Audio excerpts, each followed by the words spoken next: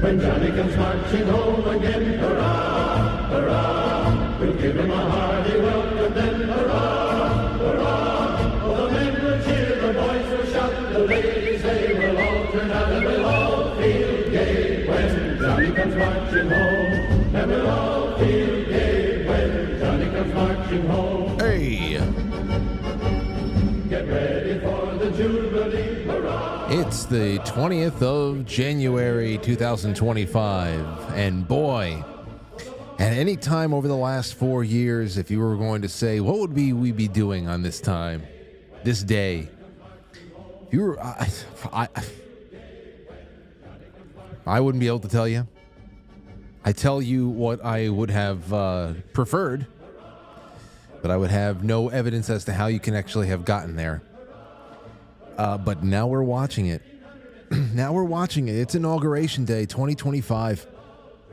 And sometime around noon, I'm sitting there, and, Aurora comes and brings her plate of her tuna fish sandwich, and she sits down next to me, and she goes, Daddy, can we watch? I said, I'm sorry, honey, but we're going to watch the inauguration right now. She went, oh. I said, don't worry. I said, watch. Donald Trump is going to become the president. She said, Donald Trump? I said, yeah. And a couple of minutes later, after John Roberts rushed through the entire damn thing, that's it. He took the oath of office. I looked down at Aurora. I said, you know that he's going to be president until you are 8 going on 9 years old? And she said, really? That's unbelievable. And that, for the rest of the day, we did a coffee stream earlier on today. I watched that. I peeked in. We syndicated a lot of stuff on the website, and we're going to be doing more of that tonight after I get off the show here. Many of you have been watching all of today's events on quitefrankly.tv, and it's been a lot of fun because, wherever you go to watch it on one platform or another, there's probably 75,000 people plus in there, and there's no real chance to actually chat. So it's been really, really nice to be able to watch things in real time with a bunch of people and just comment and discuss things and just feel like you got some company. So that's nice, and that'll continue throughout the evening because not only are we live right now for 2 hours, but then on quitefrankly.tv we're going to be live afterwards. And I have pushed back book club till tomorrow. So tomorrow I'll be streaming from Studio B at the home office, and I said, I have to be in Studio A for the big event. So I had my brother turn on the space heater about 2.5 hours ago, and it's just starting to feel nice in here. Of course, I leave the jester hat on. Good old lava lamp. Oh, it's warm on my hands. That feels good. My hands are freezing right now. Everything else is all right. Not my fingertips. Anyway, I hope you guys had a wonderful weekend. I hope it was satisfying in every way. And I guess I enjoyed myself. Anyway, what we're going to do tonight, it's very simple. Well, we're taking calls. What were your big observations? Observations of the day, things that we just cut off coverage on quitefrankly.tv 5 minutes ago before I went live, and Trump had just finished signing maybe 4 or 5 executive orders right there at that arena before he went to the White House to do other things, but got to go to the office. And but we're going to talk tonight. I got a whole bunch of stuff here we can listen to, we can click on, but the lines are going to be open, and it's just call in because it was a crazy weekend for news, like confusing weekend with news. There was the 5-minute TikTok ban that was so insane as far as the official statement from TikTok when you open up the app about. Thankfully, fortunately, we're in talks with Donald Trump, and then his statements about America being 50% invested in it. I don't know what that means. An American company, the United States government. I never bought the China line, the cybersecurity line. I never understood it. I will get into more on that. And of course, the biggest thing is your input. That makes it a talk show. So I want you guys to call in and have a good time, and other than that, we're just going to be chilling out. Now, listen, there's a couple things going on this week and next week. Tomorrow night, I don't know what we're doing yet. I wanted to be flexible just because this is we might have, what did Trump say? He's going to be signing 200 executive orders. What the hell does that mean? So I'm going to be monitoring that pretty good. And I want to be able to read through the stuff with you guys. So it might be good to have today and tomorrow really flexible for calls and reading on air and just whatever. Measuring the fallout and all, funny stuff, whatever. Doesn't matter. But then on Wednesday, we have Dr. Robin McCutcheon coming on for her first appearance in the new year. And I definitely want to get her opinion on what she may be seeing and forecasting. Obviously, she's the eternal optimist. But now we're going to be, at that point, a couple of days in. Now, on Thursday, the 23rd, I will not be on air. I have to go pick up new furniture for the green room and the band room. And I can only claim the furniture for my sister-in-law's office until 6:30. That's the one I can go there with. So I have to get myself a U-Haul, which I fucking forgot to book today. Damn it! I was supposed to get the U-Haul today. Anyway, hopefully there's some box trucks available tomorrow. So that's Thursday. I'm going to be off air.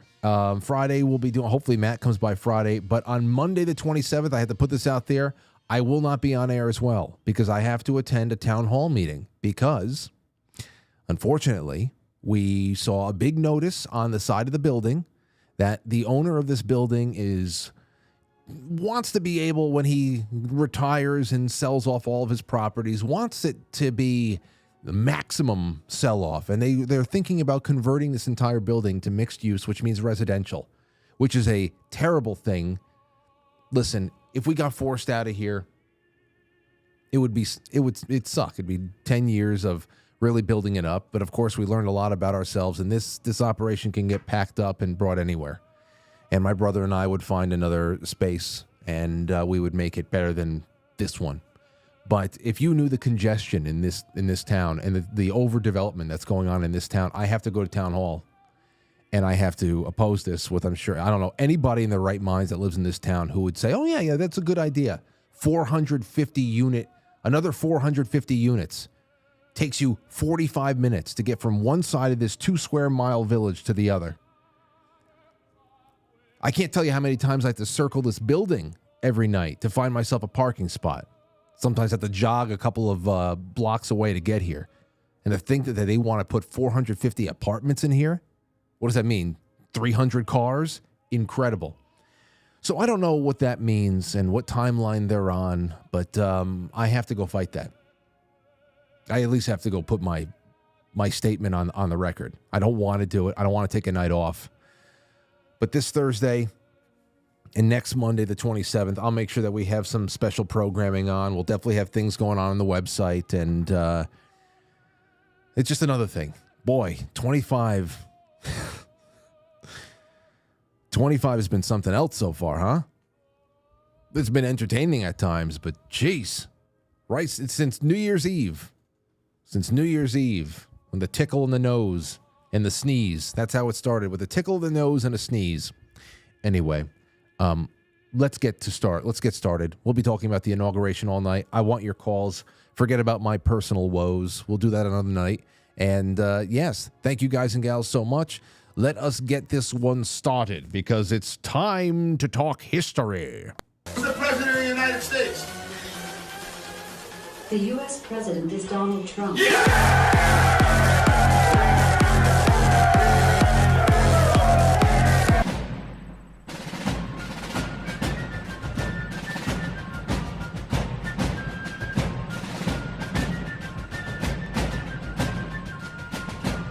You let one ant stand up to us, then they all might stand up.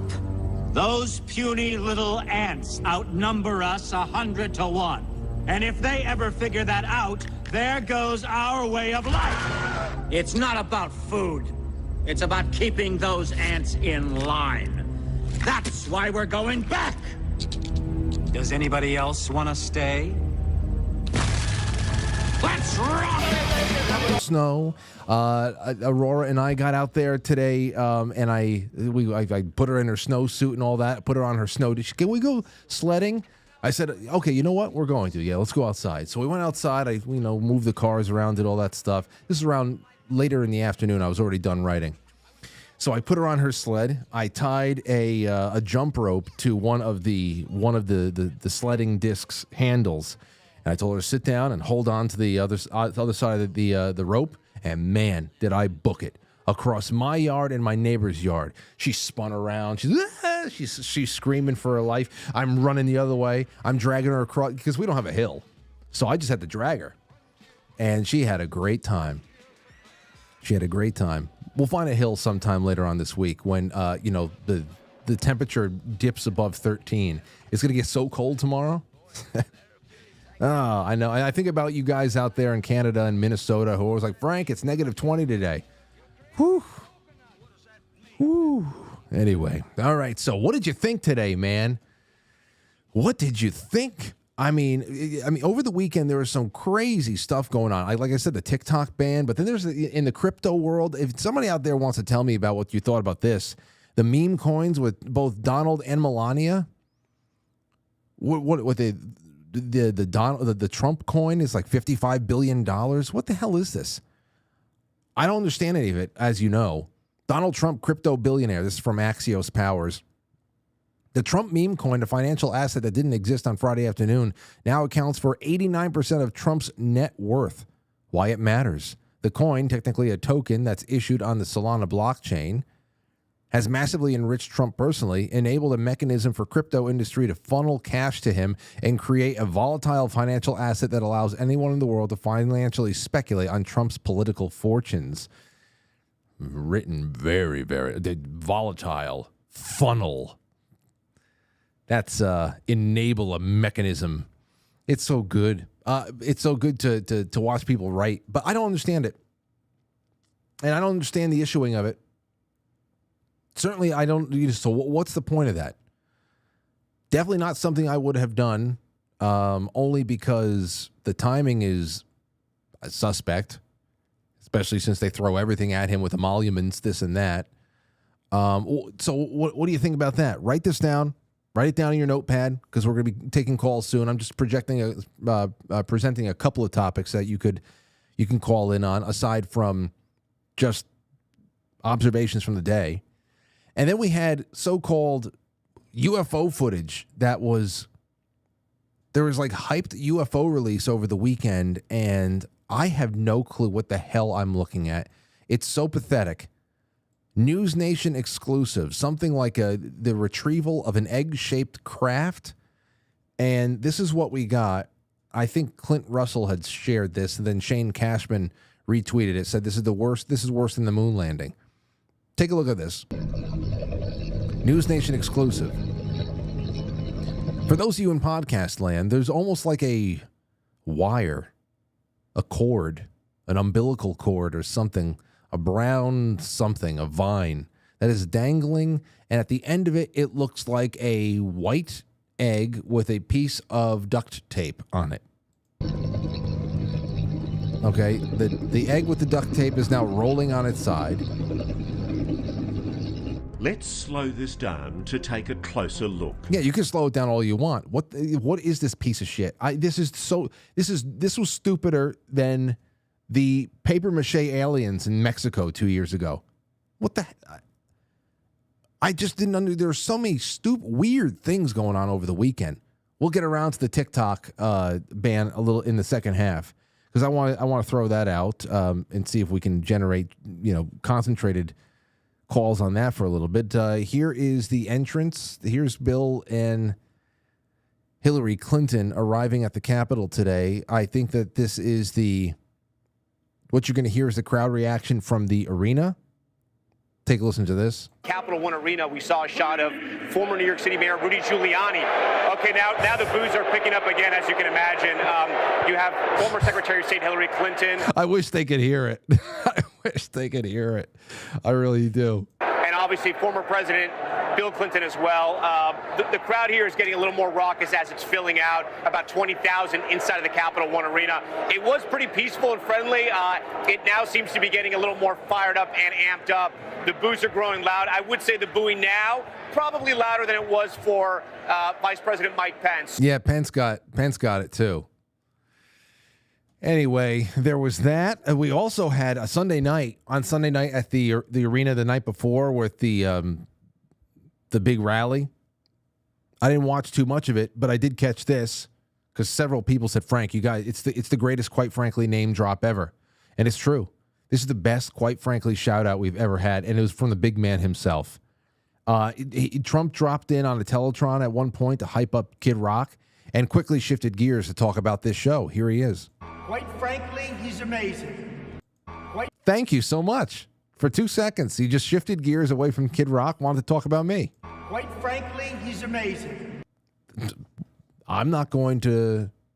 Can't sneeze at that, right?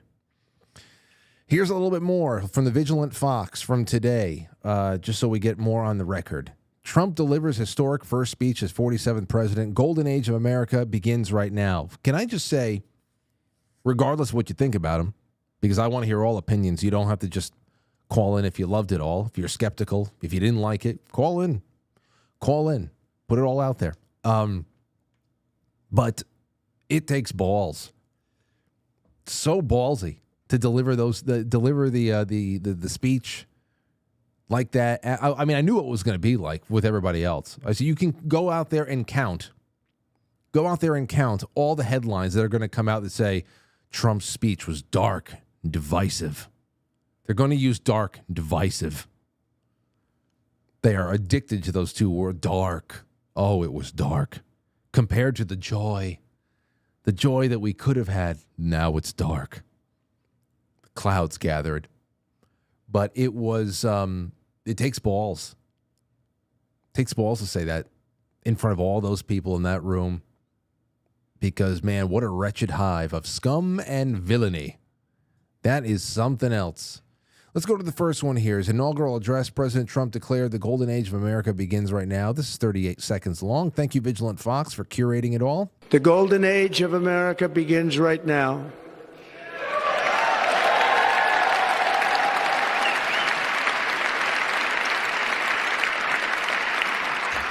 From this day forward, our country will flourish and be respected again all over the world. We will be the envy of every nation, and we will not allow ourselves to be taken advantage of any longer. During every single day of the Trump administration, I will very simply put America first. Trump addressed the people of disaster-stricken North Carolina and Los Angeles, highlighting how they've been failed. They've been failed by a government that can no longer deliver basic services in times of emergency. Now, this is obviously just whatever, because this is not the government's job. Our country can no longer deliver basic services in times of emergency, as recently shown by the wonderful people of North Carolina, been treated so badly.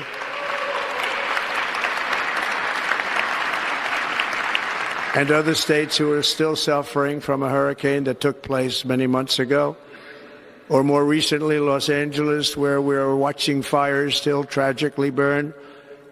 From weeks ago, without even a token of defense, they're raging through the houses and communities, even affecting some of the wealthiest and most powerful individuals in our country, some of whom are sitting here right now. They don't have a home any longer. That's interesting. But we can't let this happen. Everyone is unable to do anything about it. That's going to change. We have a public health system that does not deliver our country. Okay. Trump received a standing ovation when he declared national emergency at the southern border and branded Mexican cartels terrorists. All right. This one's 2 minutes. We will not forget our Constitution, and we will not forget our God. Can't do that.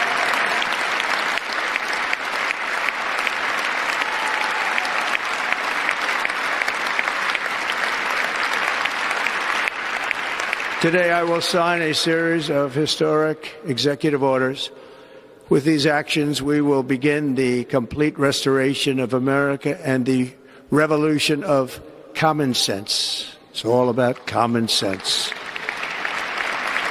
First, I will declare a national emergency at our southern border.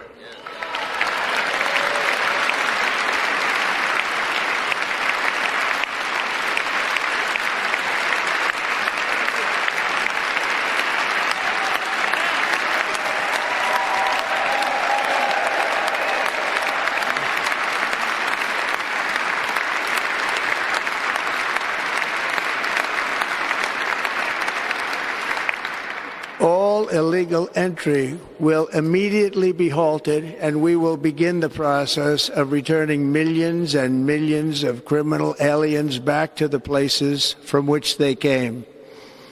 We will reinstate my Remain in Mexico policy. You know, I got to say, I was going through all my Christmas cards and everything because we just sent out the last, 160 Christmas cards yesterday. Well, I put it in the mail yesterday. They're not going to get picked up until tomorrow.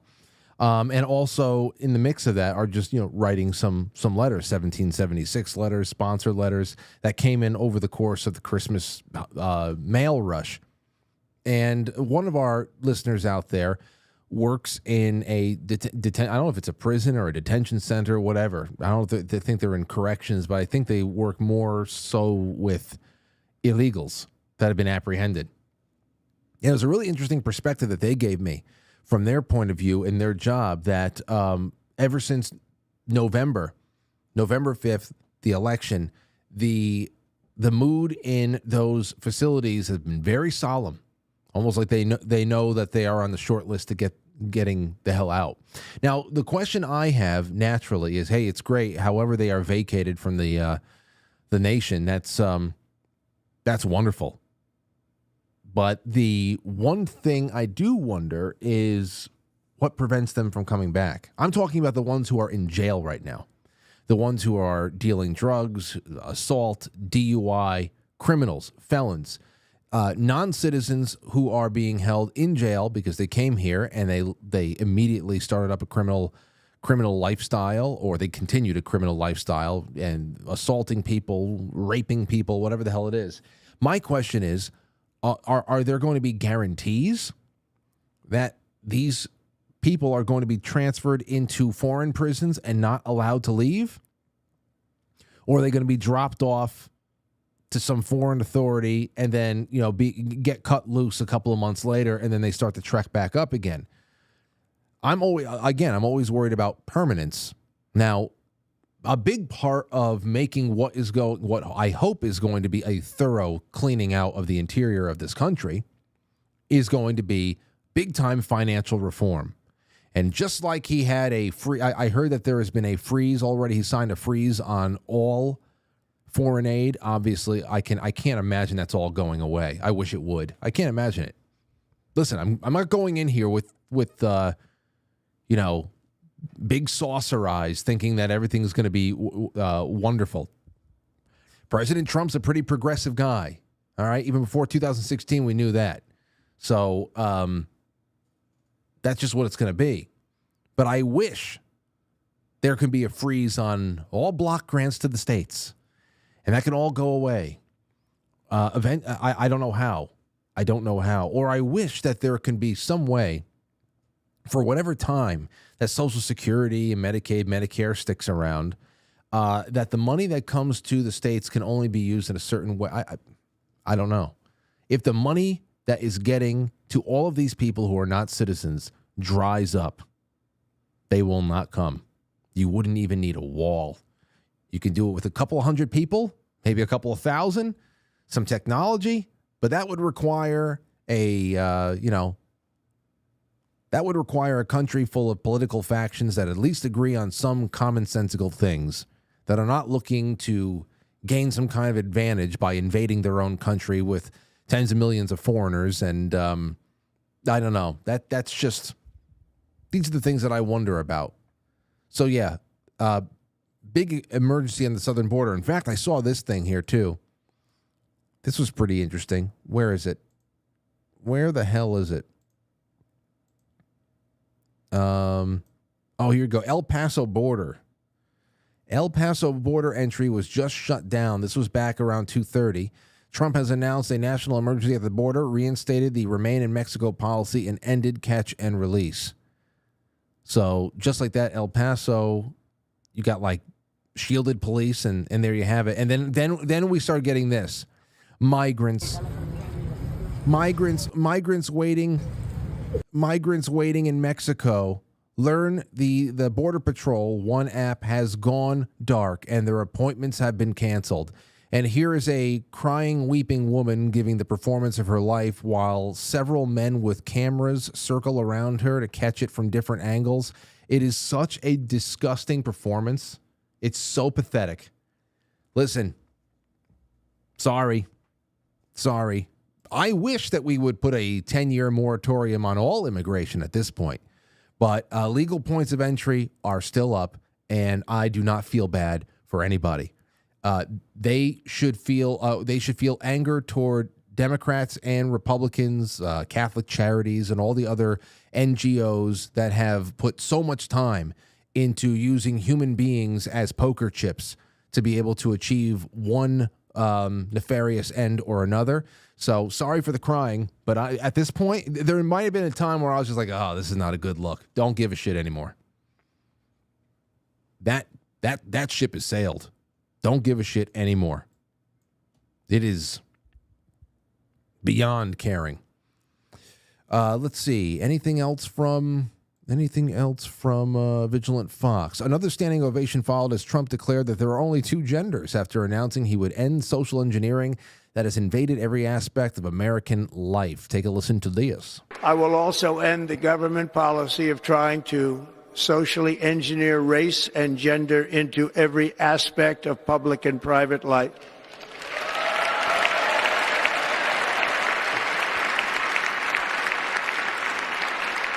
We will forge a society that is colorblind and merit-based.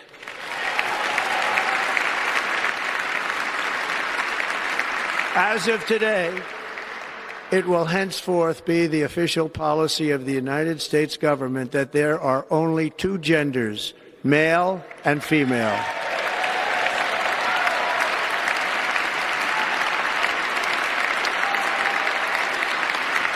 The fact that, hey, I guess you got to do the dirty work, but the fact that it got a standing ovation, can you imagine being anybody from like maybe 175 years ago who peeked in on this? They had some kind of a looking glass of their own, and they're looking at this gathering. From now on, we're only recognizing two genders, male and female. Our ancestors looking through the looking glass would say, what was that? They're going, what? Wait, hold on. What? So, you don't know how bad it is, great grandpa. You don't know. You have no clue what has happened to us. We won World War II, by the way. we stopped the evil. That's what happened. We beat the bad guys. This was our reward. Let's see here. One of the most exciting announcements of Trump's speech occurred when Trump revealed that he will reinstate service members who were wrongly expelled for refusing COVID vaccine mandates with back pay. Now, take a listen to this. This week, I will reinstate any service members who were unjustly expelled from our military for objecting to the COVID vaccine mandate with full back pay.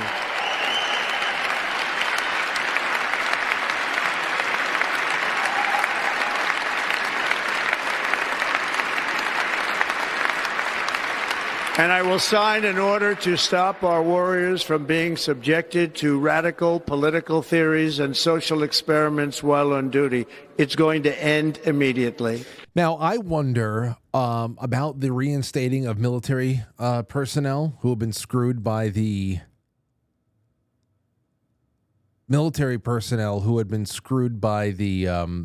vaccines. I wonder how that could be applied elsewhere as a civil matter. And I know that there are people out there who are already in the middle of that fight.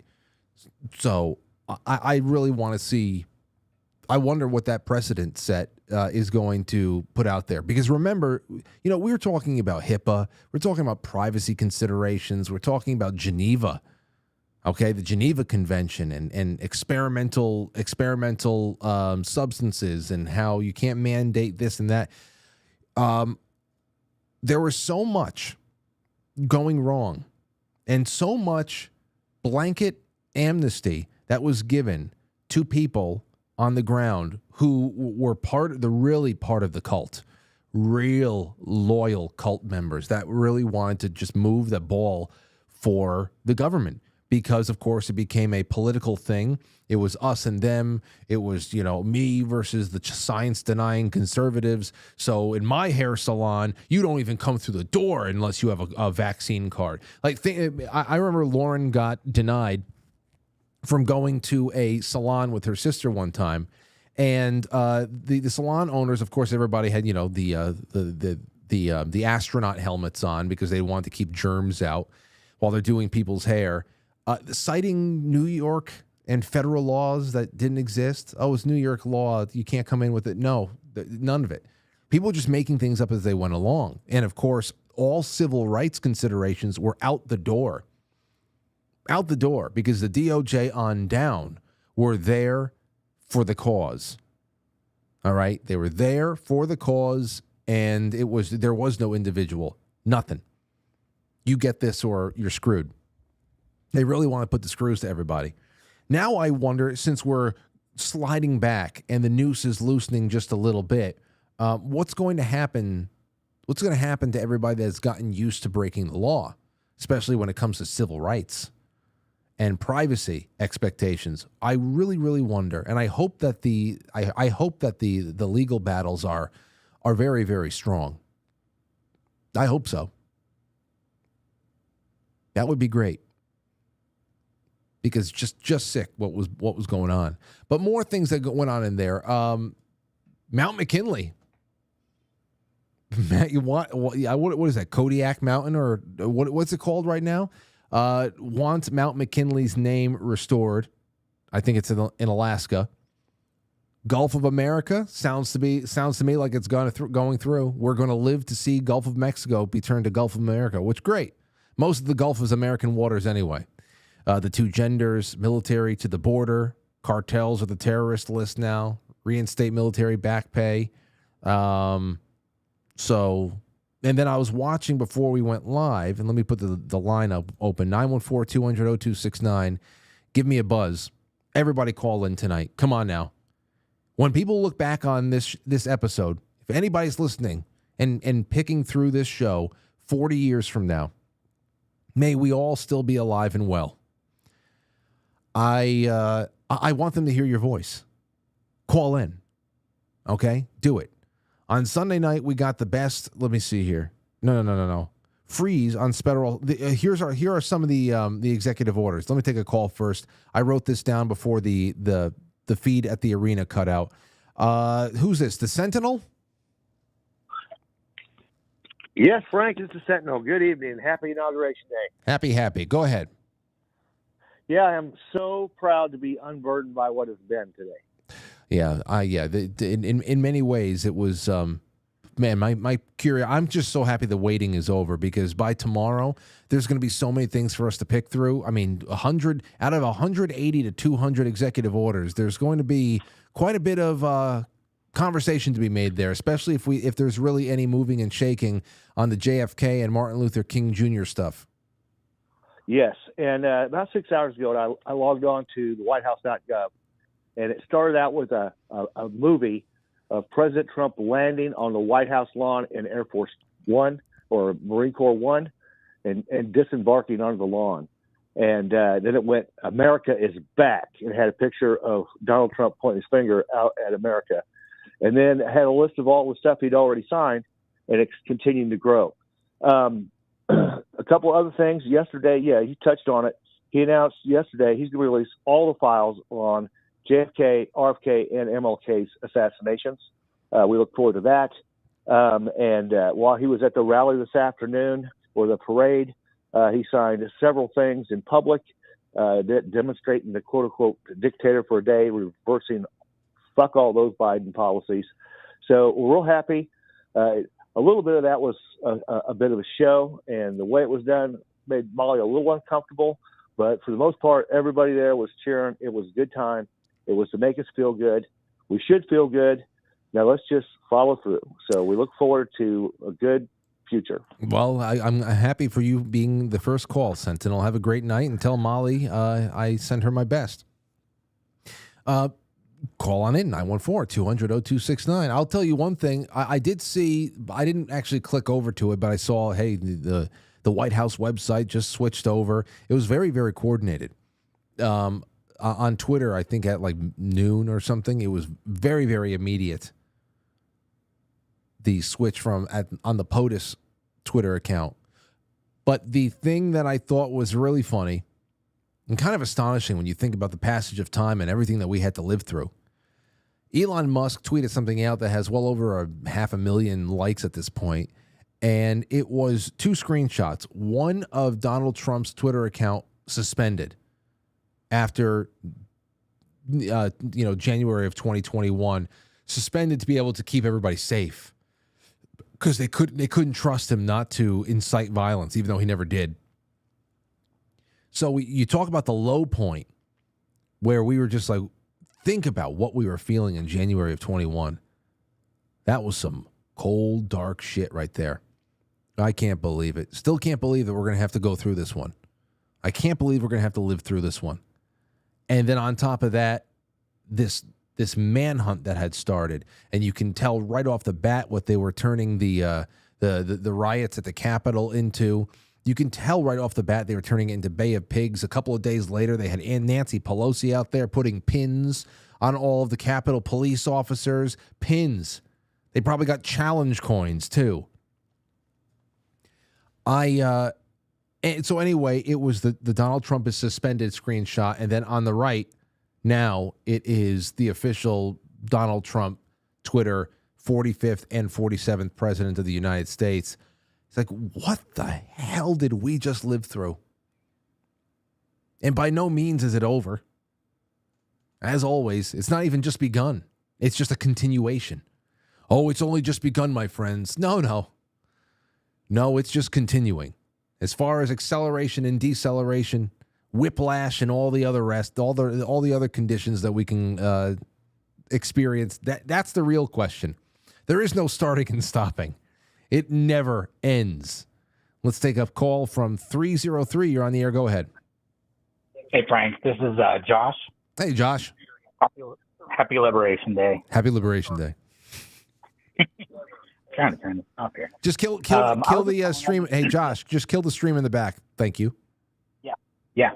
I was just calling to check in with you. I keep thinking about that book your daughter brought up, the Penguin book. And especially with the Donald Trump, the statements about Greenland and Mexico and all these different things that are going on. One of the podcasts I listen to a lot is actually Canary Cry News Talk. And they talk a lot about Antarctica and actually about how Antarctica is going to be like a big part of the, New World Order that's kind of coming together. And I don't know why that just when your daughter came in the room when you were at your house, that book really stood out to me with the penguin there, and just kind of the synchronicity of everything happening all at once with Donald Trump getting in, and just the strange kind of shift from him being part of the resistance to it almost feels like a lot of the things he says is part of the system now. Well, there's always been a mix of that, and here's what it is. It really depends on how far what position you were already in to begin with. Consider Chrisanne Hall watching and reading through the news. Nothing satisfies her from an American traditional American standpoint. I'm much like that these days too. And then you have there are people who are just coming on up. They see Donald Trump in different lights from different points of view. Even before he was officially installed after 2016, there there was just so much that people had a mix of opinions on. They didn't know what side he was on, but it doesn't matter.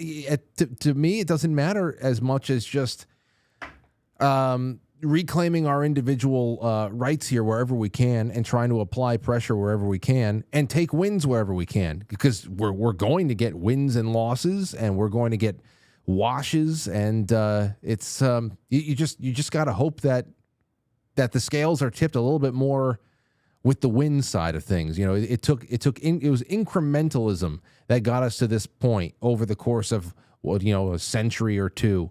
So I don't expect anything but incrementalism to bring us back, if anything is going to. So yeah, but to your point about Antarctica, I don't know. You know, I wish that there was. It's talk about disclosure. I wish that there was somebody that can put out if there's any real a way to FOIA what the hell we can get on Admiral Byrd. And as far as what some people in the audience might suspect, there would be an interest in Antarctica for the New World Order, is that when the Earth flips 90 degrees in about 15, 20 years or so, whatever the hell the theory is, that's going to be prime real estate on the equator. It's going to be tropical again.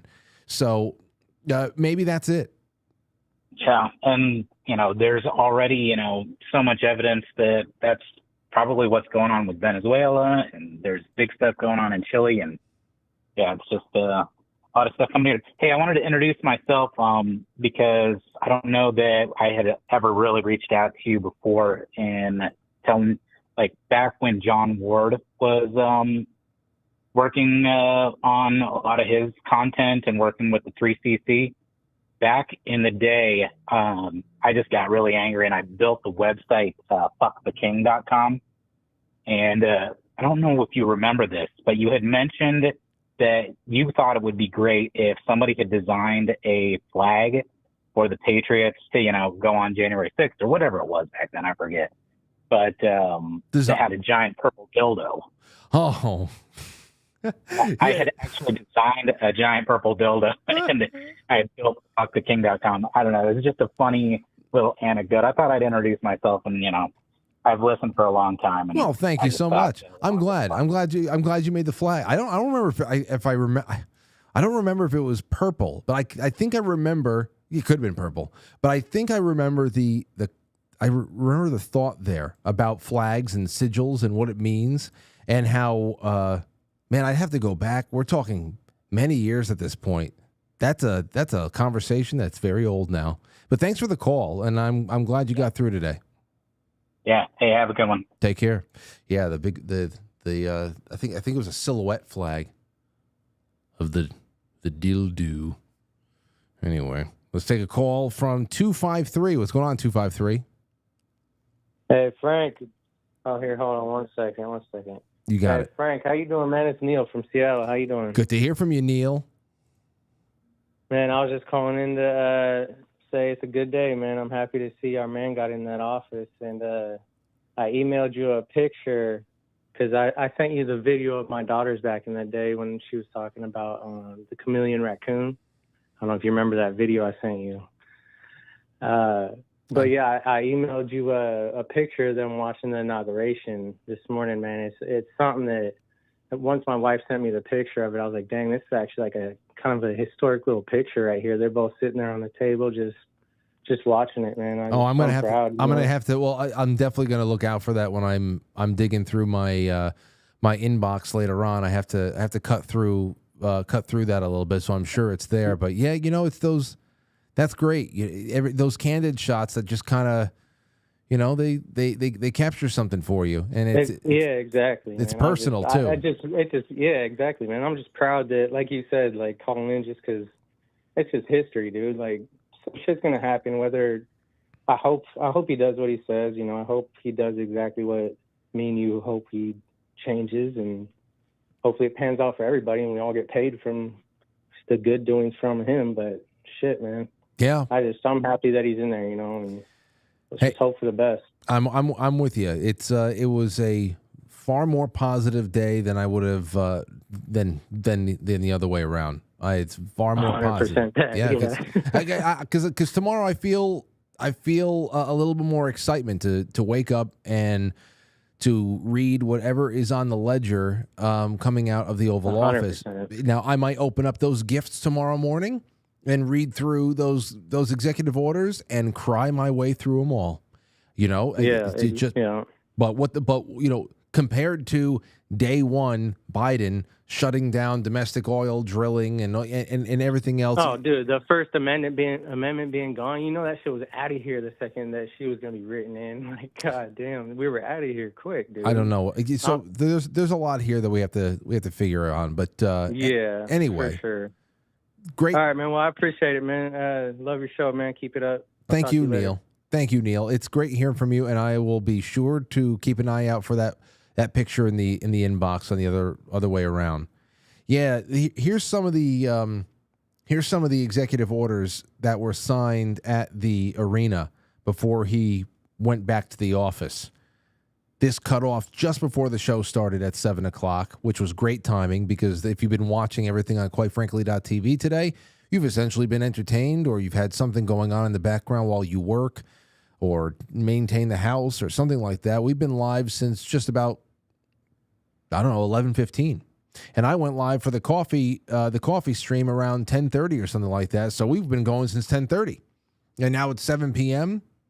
And when I'm done at 9 or maybe a little bit before 9, we'll be switching over to other inauguration ball type stuff and keep the conversation going in the chat room. And also remember from here on in, especially the Gilded, the Discord, and the Telegram.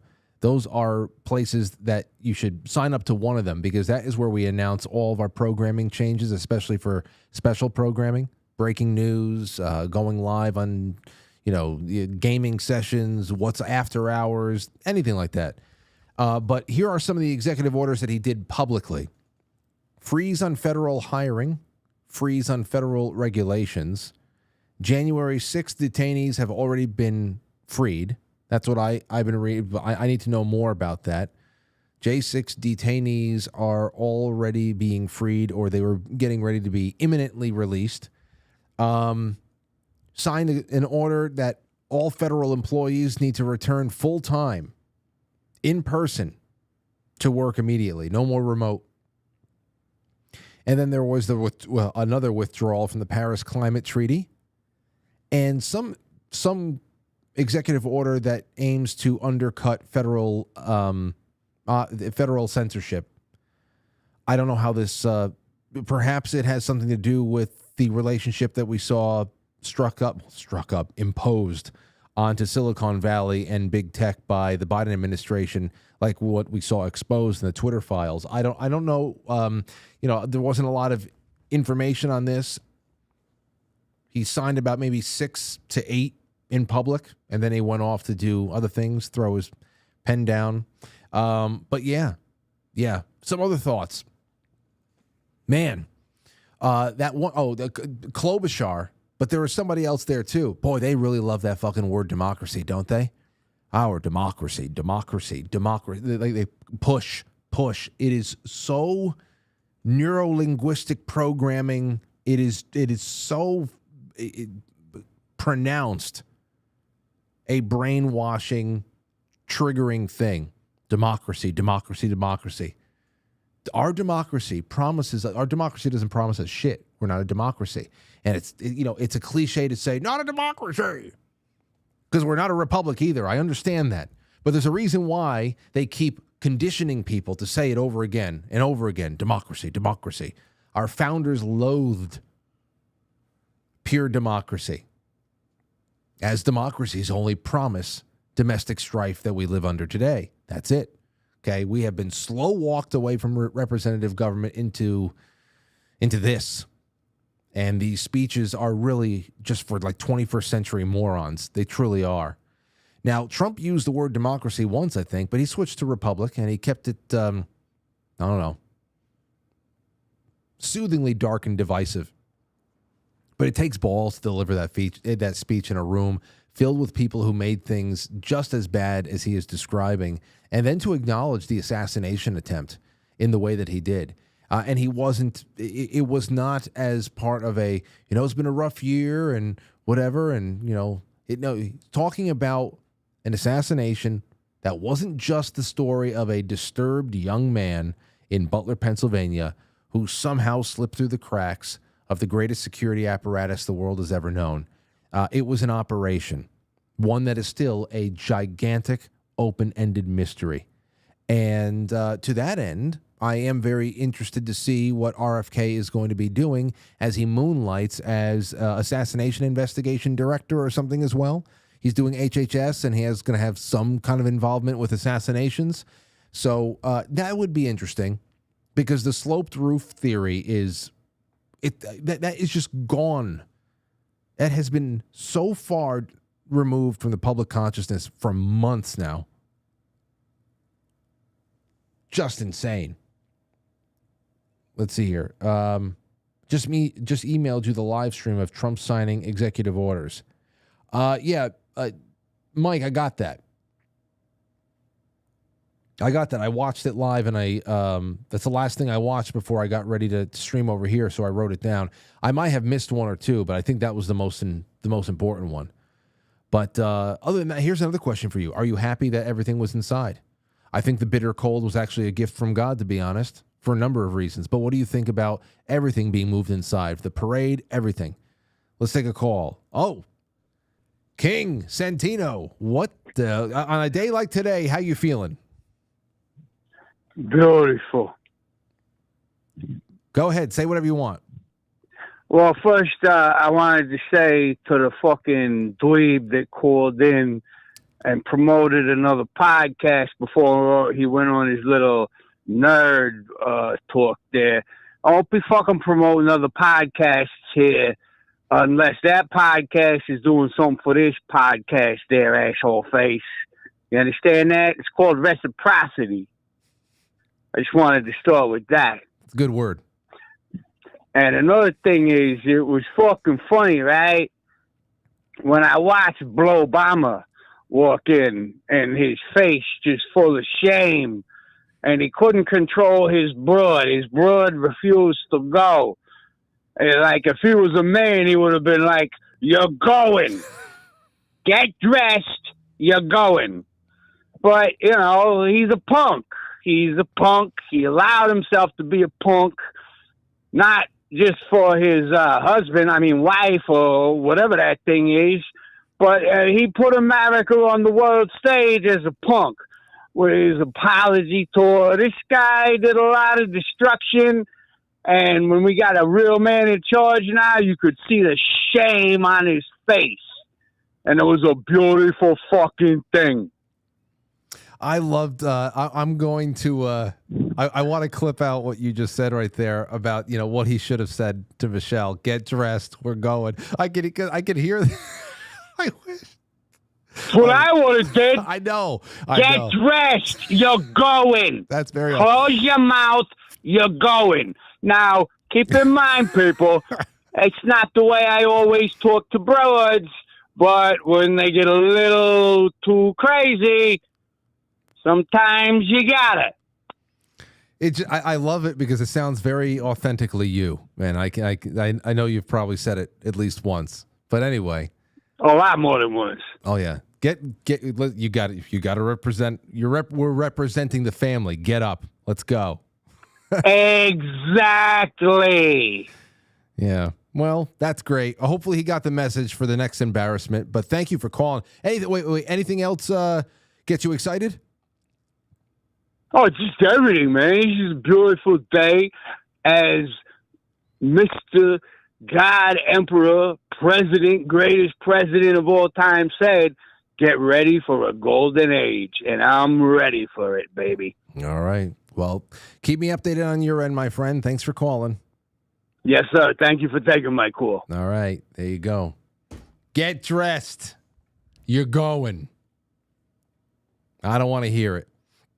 I can hear him. Can you imagine Barack Obama being forceful like that with Michelle? I wish I could be a fly on the wall. 989, you're on the air. Go ahead. Hey, what's going on? This is Ray Romano, man. What a great day to be alive, eh? Razor Romano? Yeah. What's going, bud? Oh, it's going. Are you from Canada? No, I'm from Michigan. From Neutrogena? Michigan. Oh, okay. Go ahead. Midland here. Okay. Yeah, well, I thought it was kind of crazy when Trump was getting sworn in. Don't they use the Bible anymore for the left hand? Oh, I saw. Did they leave that out? I saw that. What's it called? Judge John Roberts.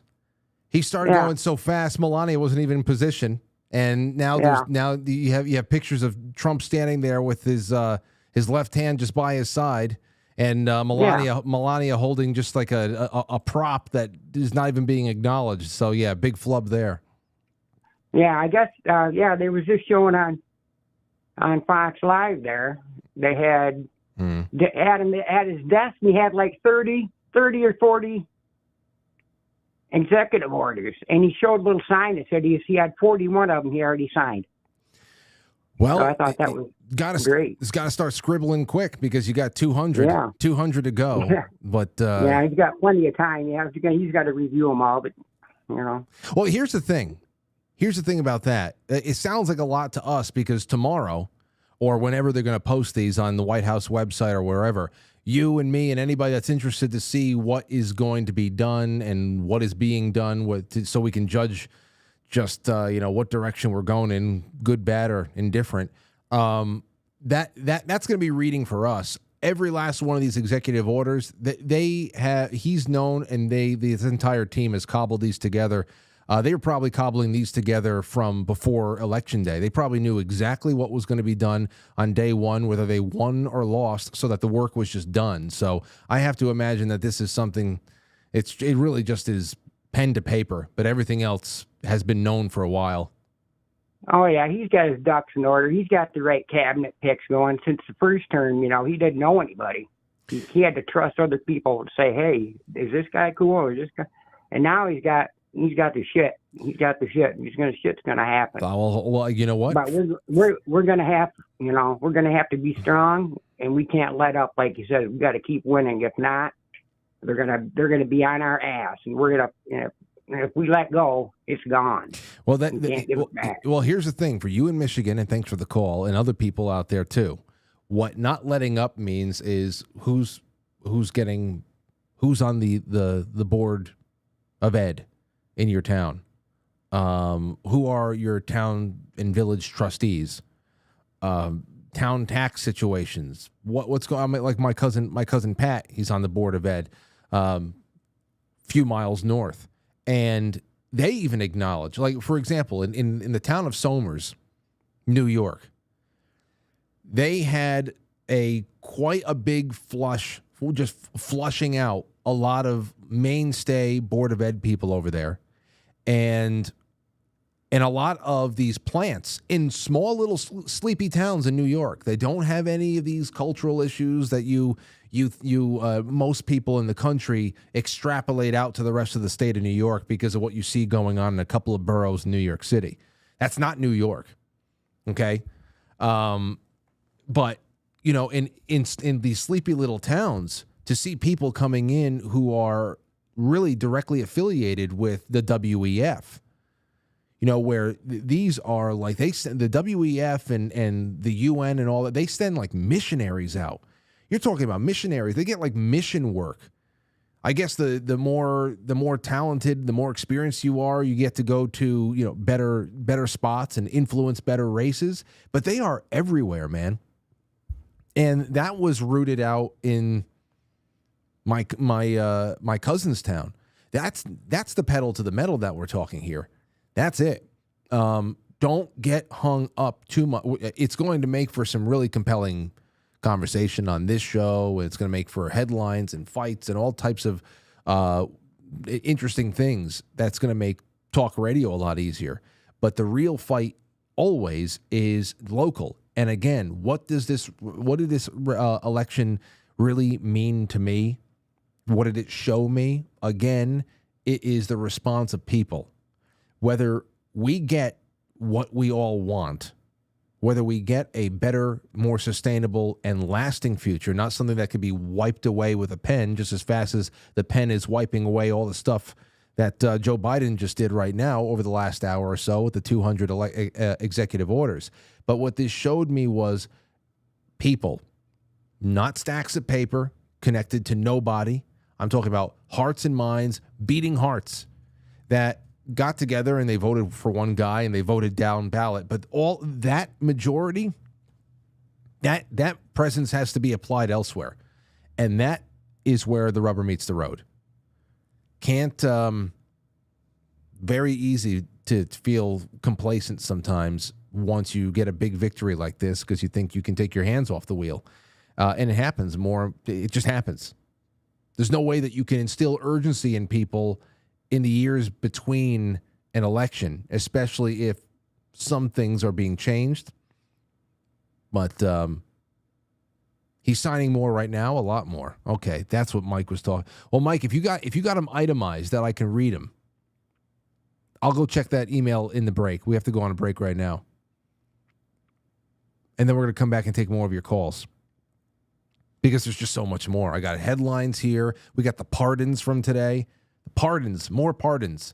For essentially for the entire Biden immediate family, except for Jill. And again, going all the way back to 2014 when everybody started getting jobs at Burisma. It's just insane. Okay, we'll be back in just a second. Don't go anywhere. Quite Frankly and Rise Attire have come together to create a merchandise collection that is sure to draw eyes and start conversation. High-quality t-shirts and hoodies that are perfect gifts for the Franklies in your life, or even if you just want to treat yourself. You can wear your Quite Frankly gear proudly, knowing that everyone else around you is a fucking loser for not already knowing about the show. So go to the merch tab on quitefrankly.tv and check out the growing collection of Quite Frankly classics, including the Founding Frankly, the Quite Nationals baseball tees and hoodies, the special edition Tony Black tee, or Protest the United Nations like a Chad. It's all laid out for you there on the quitefrankly.tv merch page. And remember, when you wear Quite Frankly merchandise, you're simply better than you were when you were naked.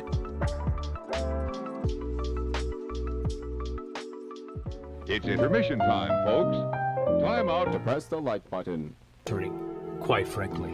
Quite frankly. Quite frankly. Quite frankly. Quite frankly. Quite frankly. Quite frankly. Quite frankly. Quite frankly. Quite frankly. Quite frankly. Quite frankly. Quite frankly. Quite frankly. Quite frankly. Quite frankly. Quite frankly. Quite frankly, guys. Quite frankly. Quite frankly. Quite frankly. So everybody watch. Quite frankly.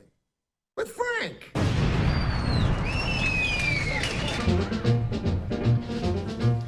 Okay. Apparently, there's executive orders all over the place on Twitter. Maybe if I can get a thread in a little bit. I need to have them all in one place. I can't be frantically looking for them while I'm in the middle of a show. So let me get to some things over here. We did epic and ending an epic. Yeah, you guys thought I was over, but here I am. Donald Trump says, "Hold on." Many people thought it was impossible for me to stage such a historic political comeback. But as you see today, here I am. The American people have spoken. Yeah, it's a big one. There's a big comeback. Trump hints that major action on J6 hostages, calls out Nancy Pelosi for betraying the American people on that day. Listen to this. Here's Trump. And I was going to talk about the J6 hostages, but you'll be happy because, you know, it's action, not words that count. And you're going to see a lot of action on the J6 hostages. See a lot of action. And I was going to talk about the things that Joe did today with the pardons of people that were very, very guilty of very bad crimes, like the Unselect Committee of Political Thugs, where they literally, I mean, what they did is they destroyed and deleted all of the information, all of the hearings, practically not a thing left. They deleted all the information on Nancy Pelosi having turned down the offer of 10,000 soldiers. You wouldn't have needed 10,000. You could have had 500, and it would have stopped. Oh, not only that, you didn't need 10,000. You needed 500. It would have stopped. Well, yeah. And you also needed about 500 less feds egging and directing it on with people inside. It was stage crew. It was absolutely insane. And then, as a overreaction to continue to play with the mind games afterwards, like I was talking about this morning during the coffee stream, how ridiculous it is to be a leftist right now on Twitter and elsewhere on social media, where all you were left with over the weekend is to scream about, oh, these MAGA is outraged that Michelle Obama. No, stop making up imaginary groups of people in your head, like conservatives who are just stomping around because Michelle Obama wasn't there. We don't care. Like I said before, we don't care. And then, of course, they switched over to, so Trump doesn't want to have everybody outside for the inauguration because he knows that nobody's going to show up compared to Obama. Like, what are you talking about? What the hell are you talking about? And then completely glossing over. The reason why I bring this up is because in 2021, right after January 6th, it was the insurrection and also the fact that the virus was all out there. Joe Biden slapped a saddle onto a virus and rode it all throughout 2020, that non-campaign. It was the reason why there was no comparison between Donald Trump rallies and his. It's not that nobody wanted to show up for Joe Biden during 2020 campaign season. It's just that they couldn't. It wasn't the responsible thing to do. They weren't allowed in. And just like with the inauguration, that stillbirth inauguration in 2021, it was because of the virus and also because the Capitol was on lockdown, full military lockdown. So all that was there on the lawn at the Capitol was hundreds of thousands of little American flags. See, that's their reasoning. And then it's just such a pathetic position to be in. I loved it. I loved watching all of the COPE over the weekend. It was just really, really incredible. But yeah, 10,000 soldiers, 500, whatever. Now, what I'm reading here is that there is actually 1,500 signed a full pardon for 1,500 January 6 prisoners.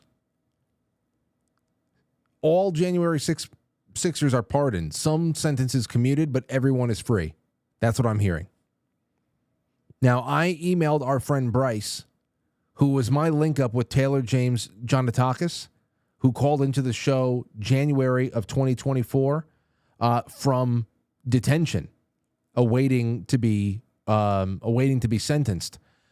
Obviously, since then, we have not been able to get through to him because the conditions of his detention has changed, and I think he was sentenced to 7 years. I really, really hope that this is one of his last nights in jail, if not already out. And I hope that we get to talk to him again. I've checked in maybe once or twice since January of last year, of course, to no avail, but that would be wonderful to hear from him. These are things that are just across the board good things. Okay? Good things. I'm not going to find reasons to be upset when you get stuff like that. No way. Let's take a call. Let's see here. You're on the air. Go ahead. Hello, I'm trying to reach Mr. Franklin Val, Mr. Frankie Val, Francis Val. Yeah, the records show that your car insurance or your vehicle's extended warranty has gone. It just has dried up. Yes, I know. I have a very bad situation with my vehicle. So what else can you get me? Yeah, yes, I understand that, and we have a long-term.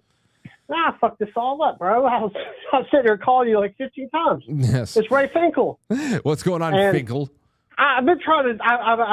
Man. Okay, get to it. Get to it, Finkel. Get to it. You're rambling. Okay, I am rambling, just like Biden. Yes, but it's been a great day, and yeah, I love your show. Oh, great. Have a great evening. Okay, well, what was your favorite part of the day? At least tell us what you liked the most. Oh, how they fawned over Hillary Clinton on the CBS. Yeah, and then Barack Obama walks right behind her, and they just say anything about Barack. But they were just fawning over Hillary Clinton as they all left the rotunda. It was beautiful. Well, Finkel, I got to tell. Well, thank you so much for the call, and I got to say that was one of the reasons why when we first started our stream on the website around 11:15, I think we had screen captured a Fox stream or something like that, and we quickly made the call. I said, no, go to RSBN or something like that where there's no commentary, because it is just absolutely sickening, man, absolutely sickening to listen to. But thank you. Thank you for telling me about my car's extended warranty. That's all out of the way. Trump calls out Liz Cheney, Adam Kinzinger, as the biggest crybabies in Washington. She's a crying lunatic. Adam Kinzinger, he's a super crier. I never saw the guy not crying. He's always crying. When you don't want to kill people in wars, they turn against you. Liz Cheney hated the concept of not going to war with everybody. Let's kill everybody. Let's spend a lot of money on military equipment. Well, she is a Cheney. She's a Cheney. There's that. Talk about guilty. WorldNet Daily. Headline: Biden pardons Anthony Fauci, General Mark Milley, Sausage Man, and the entire J6 House Committee in final act against America. The rat faces, the marsupials. And then that was followed up by this, an executive grant of clemency. Joseph Biden, President, to James Biden, Sarah Jones, Valerie Biden, John T., and Francis Biden. Full and unconditional pardon for any nonviolent offenses against the United States which they have committed or taken part in during the period from January 1st, 2014, there's that magic date, through the date of this pardon. So it's an even more sweeping pardon than the one that he put out there about a month or two ago.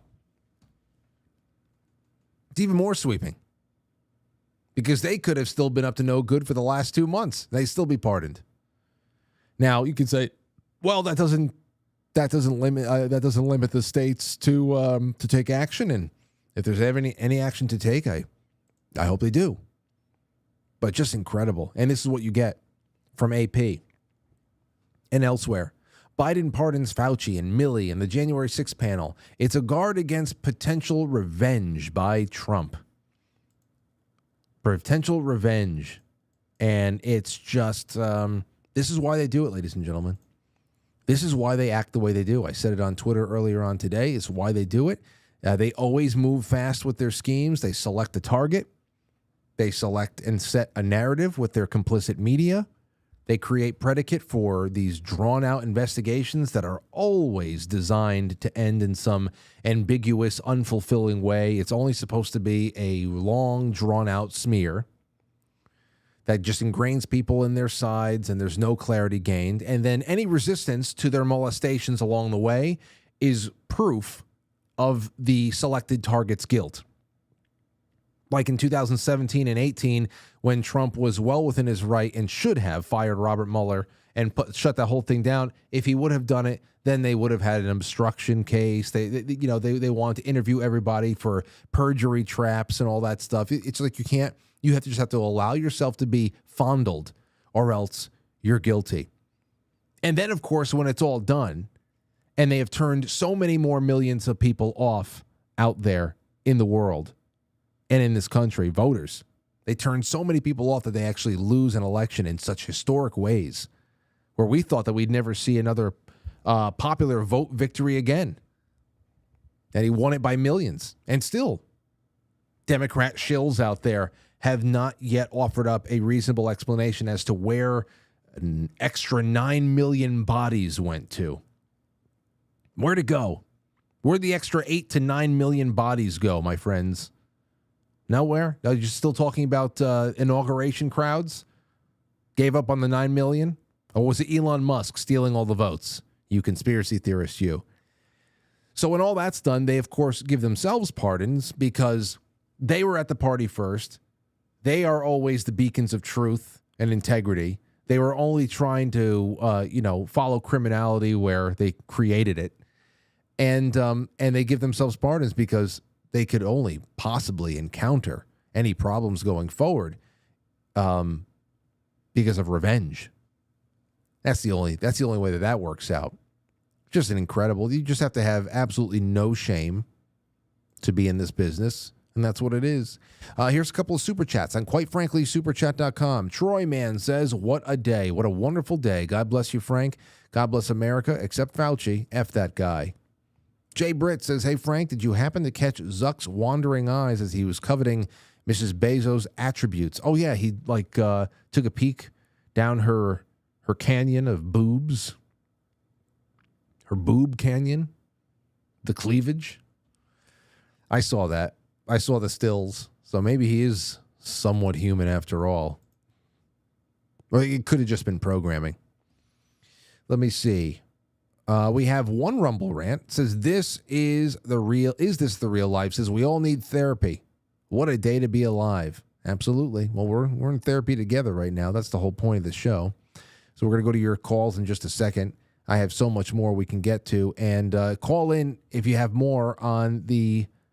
That's one thing you can call in with right now. Executive orders. What are you hearing as it's coming out? Because I can't see it all at one point. I'll definitely have a roundup tomorrow prepared. But yeah, 479, you're on the air. Go ahead. Brian? Yeah. Hey there, Frank. Hey.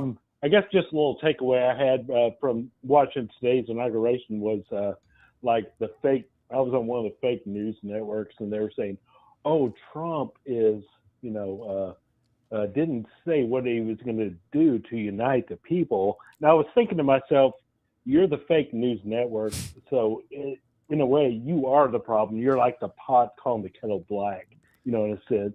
I don't know if you noticed that earlier. No, I didn't. But just in your retelling me, the hilarious thing is that for anybody that can sit there on the news and try to offer up some sort of what was missing today is he didn't say how he was going to unite people. Well, it's not a president's job to unite anybody, number one. But number two, people are becoming united. And the ironic thing is that the way that news is reported in this country is uniting because people are uniting on their general disdain and distrust of the media. So they can continue asking these ridiculous rhetorical questions, but they are, in effect, one of the main reasons why we have found common ground, because we know that we're getting gaslit and bullshitted constantly. Exactly, man. That's all I wanted to say, man. I appreciate you. And, man, I think it's going to be good coming up. There's going to be a lot of, it'll look negative, but I think we are going to pull through in this country. Yeah, well, you know what? There was plenty of looking and actually being negative over the last 4 years and change. So I hope that we are all calloused up at this point and we can take anything. Because you want to know the other thing we need to be able to take? We need to be able to take the time to criticize Trump. You need to be able to take the time to criticize Trump. You need to.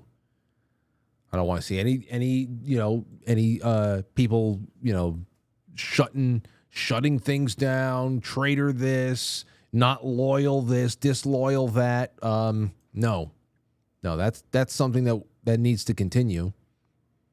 If not for any other purpose than just to talk amongst ourselves. I mean, not that anybody from the campaign or the administration is watching this show. But you never know. Let's see here. 575, you're on the air. Go ahead, Cody. Oh, hey, Franklin. Hey. Oh, not Cody. Sorry. Yes, Queen. I was looking at the debate tonight. Or not the debate, I'm sorry, the inauguration. And I don't know how we're going to make it through the next 4 years. I'm just so worried, Queen. I'm just, oh my gosh. I'm worried too. I'm so scared. Why are you scared? Well, my wife's boyfriend, he doesn't really like me, so. Wait, I'm just so, this is such a confusing time for me. You sound confused. You're a lesbian. You're a lesbian?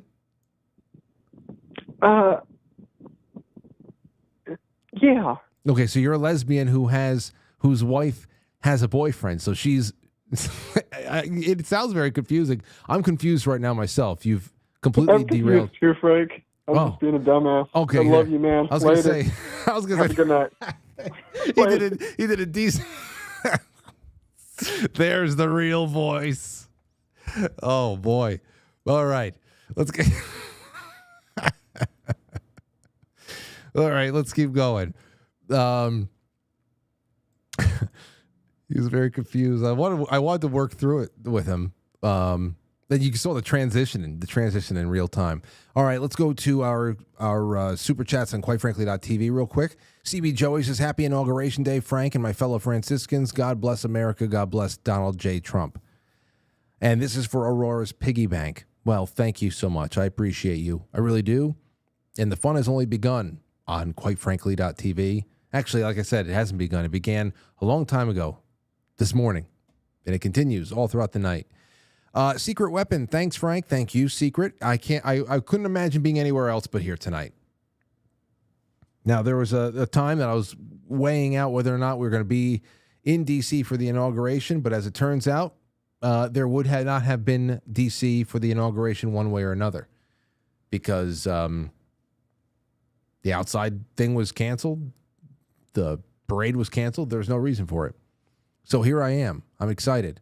Let's see here. The next executive order is withdrawing from the WHO. Hey, keep these coming. Keep these coming. Because I don't see... he signed an order saying that the flag needs to fly at full staff for the rest of the day. Well, I mean, we'll see what else happens. Let's see. Chatty Cathy says, what a day. The Sentinel says, I'm so glad to be witness to the dawn of the golden age of America. Witchy Poo, happy birthday, Valhalla. Brew Bark, I totally appreciated Melania's V for Vendetta headgear today. Yeah. Didn't Trump make a joke about it? About her flying away outside of Marine One or something? Witchy Poo, thank you for the cookies. Squickly says, how can Fauci be pardoned if he hasn't been charged with anything? So he can just like murder anyone now? No, apparently he would have had to have murdered somebody yesterday. But it says nonviolent crimes against the United States. There is nothing nonviolent about Anthony Fauci. There's nothing nonviolent about it. Because when you talk about orders and you talk about recommendations and you talk about deception that leads people to doing things that actually puts themselves in physical harm's way. Out of everybody there, you can say, anybody there, like you can say, oh, well, the people who there on the January 6th committee, was it nonviolent for them to sit there and lie? I guess maybe. But you can definitely still make a case about Anthony Fauci being a violent criminal. Casey, thank you. Witchy Poo, thank you. Kay Landry says, can you imagine being 19 and shaking the hand someone you know had a part in an attempted assassination? Imagine being 19 and shaking the hand of someone you know had a part in the attempted assassination. What do you mean? Oh, attempted assassination of your father. I'm so proud of Baron Trump. 2020 isn't over yet. Captain Flint says, guard with jealous intent of the public liberty suspect that all approach that jewel. Patrick Henry. Guard with jealous intent the public liberty suspect that all approach. Yes. Suspect all that approach that jewel. You have to suspect everybody. Let's see. We'll take some more calls. 914-200-0269. Then back over here. 570. You're on the air. Go ahead. Hey, Frank, it's Chicken Bake. How's it going? Good to hear from you. Hey, are you down there right now? No, here's the thing. I was very committed to go. I reserved my hotel in December, but I had no one to go with. And when the outdoor parade was canceled, I heard about that on Saturday when I was at work. And I'm like, well, I guess I'm not going then. But when I saw they had the indoor parade, I was like, well, shit, I missed on that because it was a great parade. I really appreciated that they had I think the first parade was they had for the firemen that died in Butler. I thought that was very important and very respectful to do at the arena. That was a great thing that had happened. So. I saw that. No, so I did not go, unfortunately. I do kind of regret going because but I had no one to go with, and that's the way it goes. So, but yeah, the whole thing was great. I was just a little bit worried because they tried to grease him twice before, but yeah, the only other thing he hasn't talked about a lot, and I know you don't typically cover. This goes back to when you asked the audience what you would like to see from him.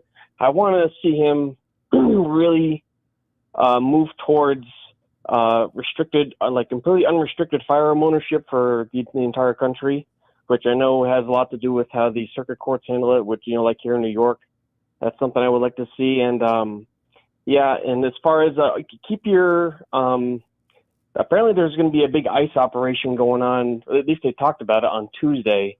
I don't know if that's tomorrow Tuesday or next Tuesday, but apparently there's going to be some shoving and pushing in Chicago tomorrow or next week, whenever it was, rightfully so. Well, cool.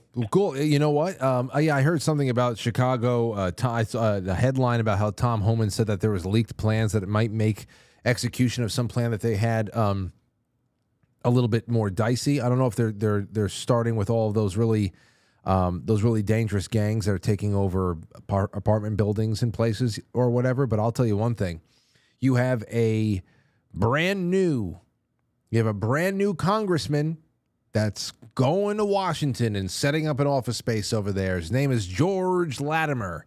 He's the exiting Westchester County executive who was on call when they started shuffling in probably thousands of illegal immigrants into Westchester Airport by cover of night, and then when people started finding out, it just continued. If there's anybody that needs to be questioned a little bit about where people are going, where people are being shuttled, and how they were dispersing people so they know where to go and round them all up, they should go and knock on Representative George Latimer's door in D.C. That would be a great thing. Well, thank you for calling, Shake and Bake. Yeah. Yep, no problem. You take care. Yes, and I'm glad you're safe and sound and warm no matter what. It's okay. There's a lot of people. You could have been like people who traveled 1,700 miles to go to Washington, D.C. They show up and they realize that nothing's going on. But it seems like they took care of some, if not all. I don't know. Go hang out at a local sports bar. Have some have a snack at Comet Pizza. Take some pictures of the place. Let's see. White House. Presidential actions. Withdrawing from the United States from the World Health Organization. Application of Protecting Americans from Foreign Adversary Controlled Applications Act to TikTok. Let's read that one. By the authority vested in me, the Protection Americans for Foreign Adversary Controlled regulates foreign adversary controlled applications, specifically those operated by TikTok and any other subsidiary of its China-based parent company, ByteDance Limited, on national security grounds. Section 2A of the Act prohibits entities from distributing, maintaining, or updating certain defined foreign adversary controlled applications within the territory of the United States by providing A, services for such distribution, maintenance, or updates by means of online mobile application store or other marketplace, or B, internet hosting services to enable the distribution, maintenance, updating of such applications. Got to look into this here. Constitutional responsibility for the national security of the United States, conduct of foreign policy, and other vital executive functions to fulfill those. See, here's what I don't get with the TikTok thing in particular. I don't get it. Banned for 5 minutes over the weekend. I never bought the line about China, the CCP, unless somebody can really tell me what is so much worse about TikTok than anything else that we're using. Especially since I joined TikTok less than a year ago. I said, to hell with it. I need to start getting the show in front of new demographics. I have to do things new. I can't just stay in place. I always have to be changing and tweaking things. So let me get a TikTok and let me start making some clips, and let me just get a presence there. So hopefully there's some youngins who are on their red pill journey and they find me at some point. And for the longest time, I'm telling you, the reason why I got on it is because it was one googly-eyed housewife after another reporting on chemtrails. You know those reaction videos where they have the music and they all just stare at you and like point. And every last one of those videos for things that we all knew about 35 years ago, like 5 million views. I'm like, okay, well, obviously there's a lot of people, a lot of newbies on Twitter who never heard this shit before. And there's a lot of newbies who are hearing it for the first time and are just slapping together 1 minute long videos and pretending that they've been in the game forever. So, well, okay, well, if the people are interested in this stuff, I'm seeing millions of views. Maybe a couple of thousand would like the comments on this one particular dive or another or whatever. And let me tell you something. I guess the party was already over by the time I got there because I joined up and almost every other clip was censored. By the time I got there, the censorship was so bad, every other video I uploaded was removed or community guidelines violations that would make YouTube blush. Okay? I was getting away with so much more on YouTube than TikTok. I couldn't even get some vanilla commentary on presidential debates. I remember making a joke about the dementia debate last June between Trump and Biden. I think I called it the dementia. It was like it got flagged for bullying. Now, what the hell was going on? And I'm asking myself, if this was Chinese owned, if this was really an issue about China, if they were truly our biggest enemy and that is what we're trying to control here, why wouldn't they allow Americans who are disgruntled with the behavior of their own government to get the message out about things like 9/11 or Jeffrey Epstein or various proxy wars that we're involved in that are all bullshit and not serving us or anybody any good? You know, the U.S.'s responsibility in COVID. Instead of letting us lay it all at China's lap. I mean, I know Wuhan and the China end of the story is a critical piece of it, but I mean, it was all outsourced work from us. It was so much more. I was like, why? If this is really China, why aren't they allowing our conspiracy videos to thrive? And now they're not even letting milquetoast political commentary get by. It was so weird. So weird. So I don't believe this. And that's when I noticed TikTok's page on Project Texas, which outlined how they partnered with Oracle to provide what they call data protection. And I had seen people in the past do things on Oracle Spotlight. I had seen Oracle spotlighted by people like Ian Carroll and stuff. So I had even thrown it Grok's way, and I asked Grok about. Do I have it over here? I think I brought it up. Yeah, I asked Grok, is Oracle tied to the CIA? And it's, yeah, absolutely. Absolutely it is. Government contracts. Oracle, like many large tech companies, has contracts with various U.S. companies, agencies, government agencies, including those in the intelligence community. These contracts can involve providing software, database systems, and other IT services. Oracle's products, such as their database management systems, are used across numerous government sectors for data storage, management, and analysis. Specific CIA connections. There has been instances where Oracle's technology has been notably linked to the CIA. For example, Oracle's database technology has been used by the CIA for secure data management. One high-profile case involved the CIA's choice of Oracle's database for a new cloud computing system, although this project faced significant delays and scrutiny. So it has business with the right. So you start looking at this stuff, and I don't know, Facebook is bringing in fact checkers, and they're all CIA too.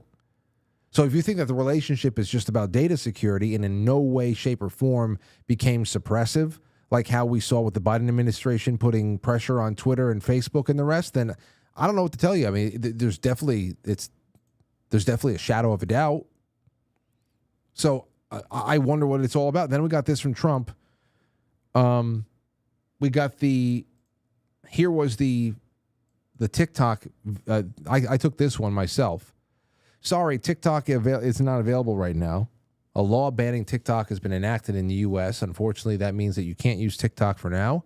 We are fortunate that President Trump has indicated that he will work with us on a solution to reinstate TikTok once he takes office. Please stay tuned. Was a law enacted in the U.S.? Because it seems like they're the ones that blocked us off. And then by the next morning, it was back on.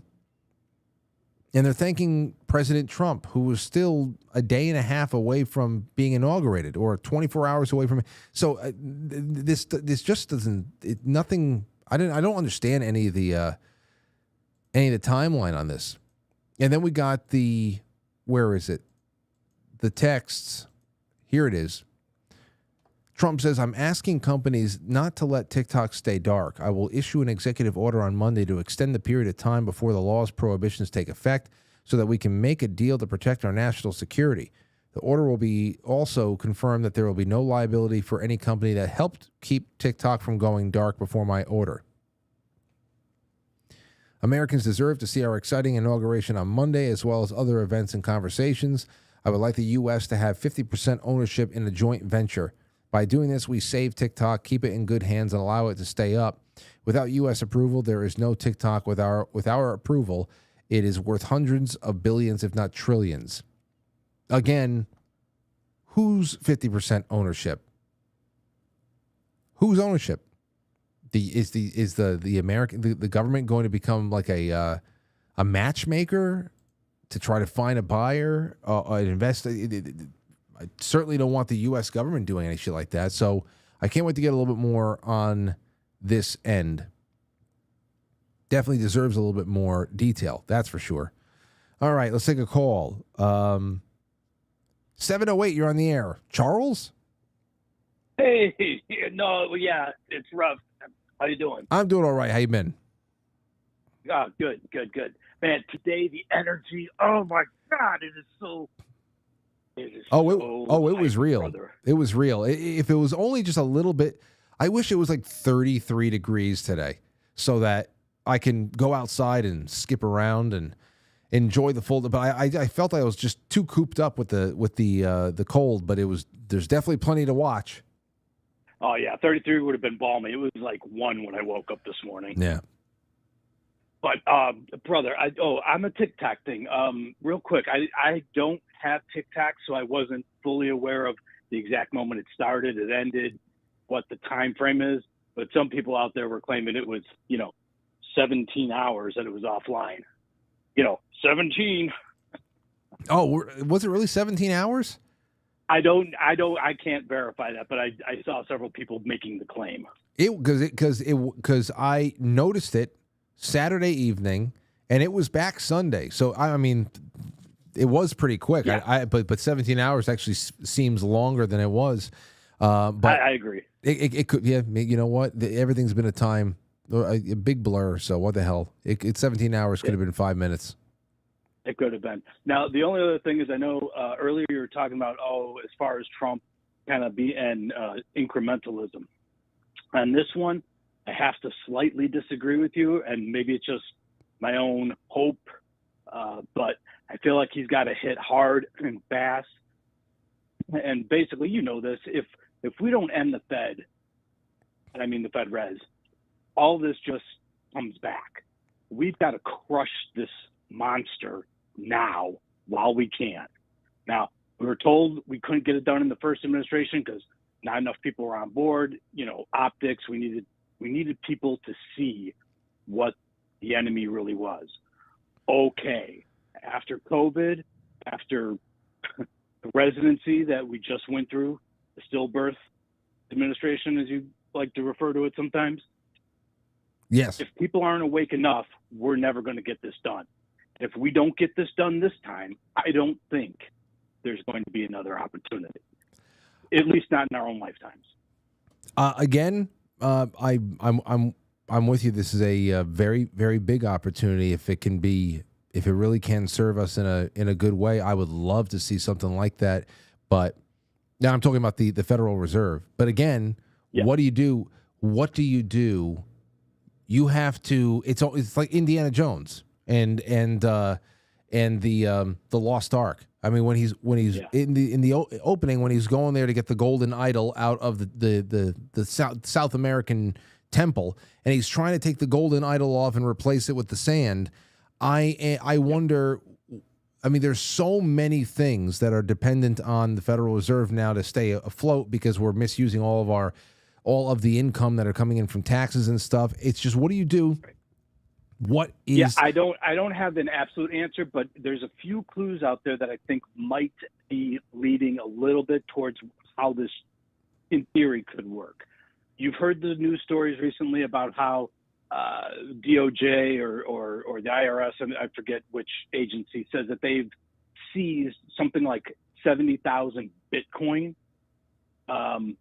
With the value that that's at, especially if Bitcoin goes through another pump, and Trump in the first administration talked about bringing the Fed under the Treasury, and he kind of did that on paper, but of course it doesn't really work that way yet. What if he took the government seized Bitcoin and used that to pay down the debt owed to the Federal Reserve, and just basically said, okay, it's a zero balance. You're done. We're not going to use you anymore. We're going to issue everything out of the U.S. Treasury instead. Now, I don't know that that's how it's going to work, but it's just a thought experiment. It would be interesting, and I hope that people are out there testing thoughts like yours. And thanks for the call. Yeah, catch you later, man. Yeah, because again, if there is a way, when Dilly was on and we were talking about what is the theory here? Is he really looking to do away with the income tax? If you're doing away with the income tax, you can get rid of the IRS. You don't need the central bank. You really don't. You don't need the central bank. And if you're talking about, unless you're talking about trying to finding a way to generate enough money through international trade that can fund essential domestic programs that still may be unconstitutional, but to at least float it until you can sunset them out. Like, I would be totally fine with my generation just having to eat it, or maybe somewhere along the millennial generation just having to eat it. There is no Social Security. But at the same time, from now on, you can stop taking it out of our paychecks. That would be great. That would be wonderful. Just something. How do you do it? It's a lot. This is why I say it's a lot to do in 4 years, because you have to completely shift this huge paradigm of thought and what is appropriate relationships between government and people, between government and economies, government. It is such a huge paradigm shift. It's massive. So I hate to be that way, incrementalist, but I just figure it's the only way to do it without killing a lot of people. You know what direction you have to go in. So, but we're going to have plenty to talk about. What an exciting time it's going to be for us, huh? Plenty of wonderful conversation. Here's the headline for you I thought was funny. New York Post, MSNBC anchors Rachel Maddow and Joy Reid triggered by Trump inauguration. How is this happening in America? Oh, believe. Isn't Joy Reid going to London or something like that? Left-wing cable news channel MSNBC is back to foaming at the mouth about Donald Trump. Anchors Rachel Maddow and Joy Reid went off the deep end while covering Inauguration Day, both aghast at the prospect of a democratically elected president making good on his policy promises that decisively swept him into office. How is this happening in America? Maddow asked incredulously at the sight of Department of Homeland Security nominee Kristi Noem, seated behind Apple CEO Tim Cook in the inauguration ceremony. How is this happening? Why are people with tons of money up on the dais with cabinet nominees and family members, she asked, apparently forgetting that billionaires supported former President Kamala Harris over Trump by nearly 2-1 margin. Oh, yeah, their billionaires are the best. Their billionaires are the best. They're freaks. I like that these freaks are just going to be uncomfortable for a little while. Good. Get the hell out. But yeah, there's so much. There's so much else that I caught today. Oh, here's another one for you. Liberals in San Francisco suffering from, I guess it's Inauguration Day. They just wanted to get together up on a hill somewhere in San Francisco and scream together around the time that Trump was inaugurated. Did you hear this? They're counting down, I guess, until he's the actual inauguration. Are they really synchronized that way? They might just have a countdown.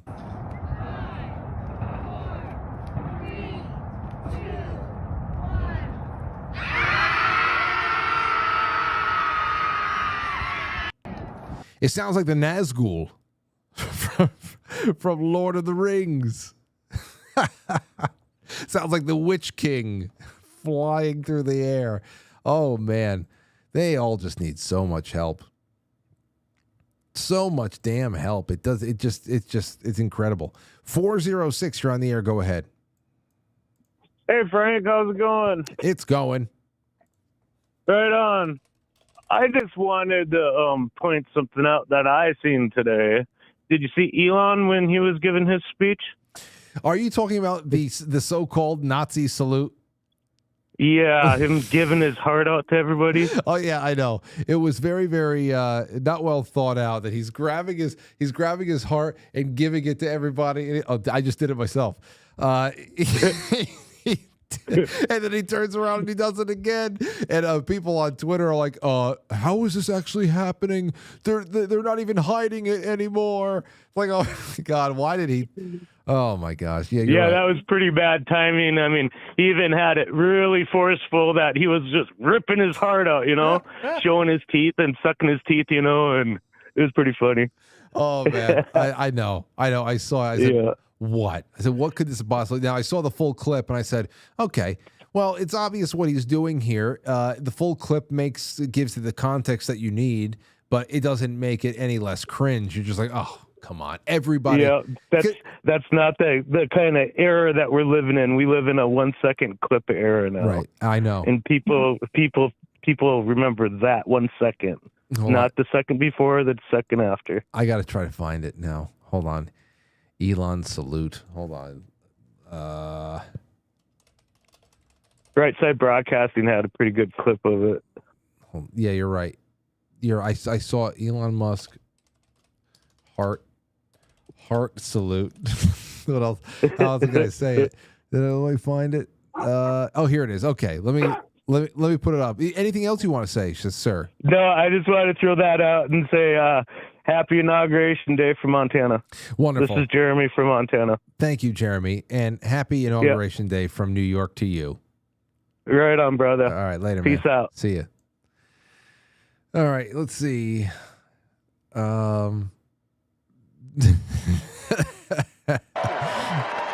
Wait. All right, so here's the full thing, and then something else. Here we go. And I just want to say thank you for making it happen. Thank you.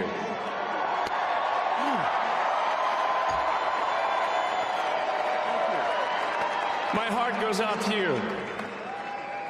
It is thanks to you. Now, he doesn't even know what he did, but he was essentially throwing his heart out, but he's, here is CNN. Here is CNN suggesting that Elon Musk made a Nazi salute because, of course. Here, what it breaks down to is this. Elon Musk or somebody does something like that. And if they are a controversial character that everybody's always split on, it's going to be like this. The people that hate them, it's going to say, I can't believe it. The mask is off. And then the other people are going to say, ugh, well, that didn't look good, but we know what he meant. That's what it comes down to. Let's see here. I just want to look at that salute that he gave again. Just if anybody missed it, we'll just show it again. He's just wrapped up here. You can hear the. All right, so we just showed that. We just showed that. Right. It's worth salute. It was quick. I think our viewers are smart and they can take a look at that. But it certainly was. It's not something that you typically see at American political rallies. Put it that way. Yeah. Let's put it that way. Our viewers are smart and they can take away whatever they want from that. But It's a Nazi salute, and it's here at an American rally, and this is what we're living with now. The ninnies. Anyway, let's see.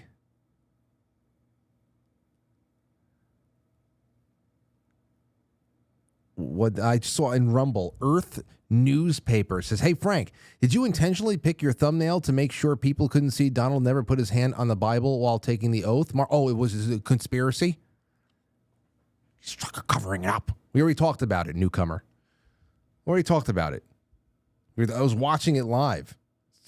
John Roberts comes up, starts rushing the whole thing. Melania's not even in place, and he just throws his hand up, and he starts giving the oath. She's standing there with a prop that's not being touched. I saw some people with a theory that he didn't put his hand on it because he never left. He was always president. Other people theory that, it means that he has forsaken God. Everybody's just read the room, read the situation. And no, I took the picture because it's just a picture of the inauguration. But if you need it to be something deeper, then it's got to be deep. Do what you got to do to stay entertained. Let's see. Awake Not Woke, thank you so much for the cookie on Pilled. Thank you, everybody over there. Now, we're going to be getting off now, and I don't know what's coming up next tonight, but there should be some kind of inaugural ball kinds of things, if there's like a first dance or whatever. But that's all on quitefrankly.tv. Again, you should watch that there. We pull it from some like Right Side Broadcasting Network or whatever, and it's just going to be on our site and in a chat room that's not moving so fast that you can't really talk to anybody. So if you want to come by, quitefrankly.tv, we'll all be in there. And tomorrow, I'm sure that we're going to do a lot more open lines again because there's just going to be news over and over again. So there we have it, ladies and gents. I'm so happy to have been with you guys tonight. It's good. Here's another thing. What I will say is not going to nitpick about where was his hand during the oath and all that stuff, but that Bill Gates thing that I saw the other day, didn't like that at all. If that was real, Bill Gates said that he talked to Donald Trump for 3 hours, and it was a really productive talk. Didn't like that, unless Donald Trump was trying to get information out of him for some kind of a upcoming prosecution. Didn't like that at all, because Bill Gates is one of humanity's worst enemies. So those are things I can get on board with you, but I'm not going to sit there and nitpick into what position a person's hand's in when they're sitting. They're making an upside down triangle with their fingers. Oh, please.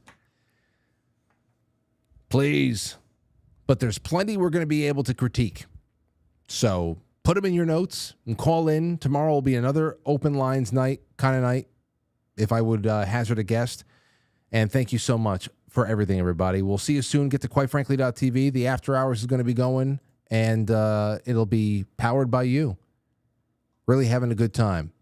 Good night, everyone. That's not what I wanted to do. I'll catch you on the flip side.